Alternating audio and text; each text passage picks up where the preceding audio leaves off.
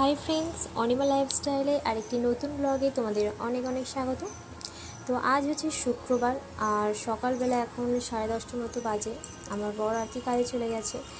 তো সে দেখলাম হচ্ছে ফ্রিজে পিস করা পাউরুটি রেডি আছে। তো ভাবলাম যে একটা রেসিপি বানানো যাক, আর বলি তোমাদের সাথে একটা শেয়ারও করে নিই। তো দেখো, আর একটু আলু সেদ্ধও ছিল, সেই জন্য আলু সেদ্ধগুলোকে একটু মশলা দিয়ে ভালো করে তেলের মধ্যে ভেজে নিলাম। আর তারপর ওই পাউরুটিগুলোর মধ্যে দিয়ে দুটো পাউরুটি একসঙ্গে চেপে এগুলো তেলের মধ্যে ভেজে নেব। বেশ খেতে ভালো হয়েছিল, তো ভাবলাম তোমাদের সাথে শেয়ারই করে নিই। তো আর মুড়ি খেতে বেশ ভালো লাগছিল না, কারণ হচ্ছে প্রতিদিন আর কি মুড়ি খেতে ভালো লাগে না, কারণ এমনিতেই আমি মুড়ি খাই না। আর একটু সসও ছিল। দেখো, খুব তাড়াতাড়ির মধ্যে কিন্তু ব্রেকফাস্টটা হয়ে গেল, আর খেতেও বেশ ভালোই ছিল, আর পেটটাও অনেকক্ষণ ভর্তি থাকে। সেই জন্য বলি তোমাদের সাথে শেয়ার করলাম। তো আজকের এই রেসিপিটা তোমাদের কেমন লাগলো জানি।